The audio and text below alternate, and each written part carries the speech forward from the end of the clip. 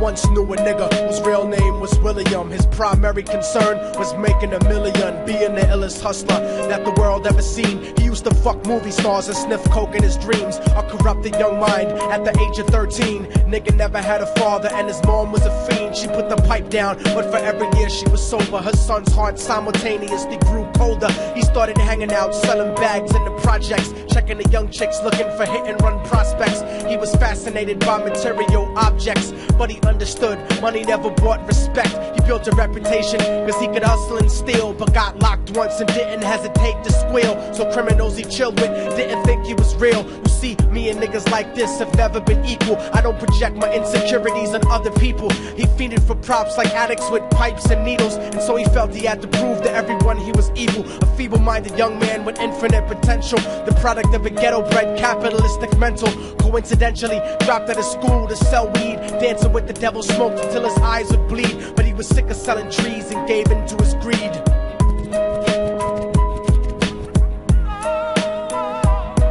Everyone trying to be trife never faced the consequences. You probably only did a month for minor offenses. Ask a nigga doing life if he had another chance. But then again, there's always the wicked that knew in advance. Dance forever with the devil on a cold cell block. But that's what happens when you rape, murder, and sell rock. Devils used to be gods, angels that fell from the top. There's no diversity because we're burning in the melting pot.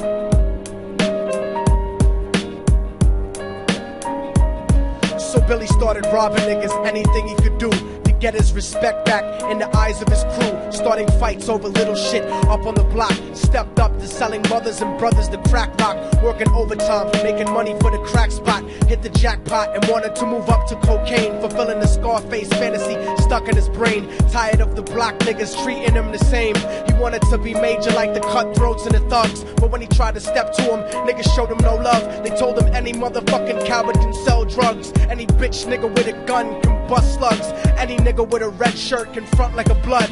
Even Puffy smoked the motherfucker up in the club. But only a real thug can stab someone till they die. Standing in front of them, staring straight into their eyes, Billy realized that these men were well guarded, and they wanted to test him before business started. Suggested raping a bitch to prove he was cold-hearted. So now he had a choice between going back to his life or making money with made men. Up in the sight, his dreams about cars and ice made him agree a hardcore nigga is all he ever wanted to be. And so he met them Friday night at 2:45.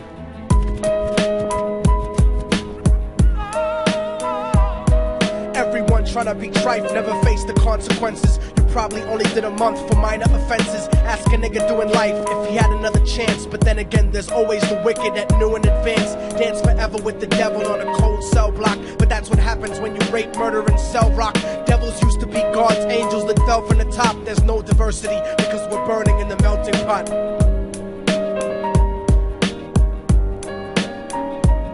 They drove around the project slow while it was raining, smoking blunts, drinking and joking for entertainment, until they saw a woman on the street walking alone, 3 in the morning, coming back from work on the way home. And so they quietly got out the car and followed her. Walking through the projects, the darkness swallowed her. They wrapped her shirt around their head and knocked her onto the floor. This is it, kid, now you got your chance to be raw. So Billy yoked her up and grabbed the chick by the hair and dragged her into a lobby that had nobody there. She struggled hard, but they forced her to go up the stairs. They got to the roof and then held her down on the ground, screaming, "Shut the fuck up and stop moving around." The shirt covered her face, but she screamed and clawed. So Billy stomped on the bitch till he broke in her jaw. Them dirty bastards knew exactly what they were doing. They kicked her until they cracked her ribs and she stopped moving. Blood leaking through the cloth, she cried silently. And then they all proceeded to rape her violently. Billy was made to go first, but each of them took a turn, ripping her up and choking her until her throat burned. Her broken jaw mumbled for God, but they weren't concerned. When they were done and she was lying bloody, broken and bruised, one of them niggas pulled out a brand new 22.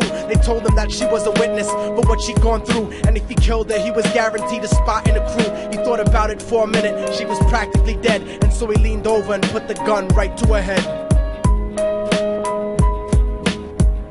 I'm falling and I can't turn back. I'm falling and I can't turn back. Right before he pulled the trigger and ended her life, he thought about the cocaine with the platinum and ice, and he felt strong standing along with his new brothers. Cocked the gat to a head and pulled back the shirt cover, but what he saw made him start to cringe and stutter, cause he was staring into the eyes of his own mother. She looked back at him and cried cause he had forsaken her. She cried more painfully, and when they were raping her, his whole world stopped. He couldn't even contemplate. His corruption had successfully changed his fate, and he remembered how his mom used to come home late, working hard for nothing, cause now what was he worth? He turned away from the woman that had once given him birth, and crying out to the sky cause he was lonely and scared, but only the devil responded cause God wasn't there. And right then he knew what it was to be empty and cold, and so he jumped off the roof and died with no soul. They say death takes you to a better place, but I doubt it. After that they killed his mother and never spoke about it. And listen, cause the story that I'm telling is true, cause I was there with Billy Jacobs and I raped his mom too. And now the devil follows me everywhere that I go. In fact, I'm sure he's standing among one of you at my shows, in every street cipher listening to little thugs flow. He could be standing right next to you and you wouldn't know. The devil grows inside the hearts of the selfish and wicked. White, brown, yellow and black color is not restricted. You have a self-destructive destiny when you're inflicted, and you'll be one of God's children that fell from the top. There's no diversity because we're burning in the melting pot. So when the devil wants to dance with you, you better say never, because a dance with the devil might last you forever.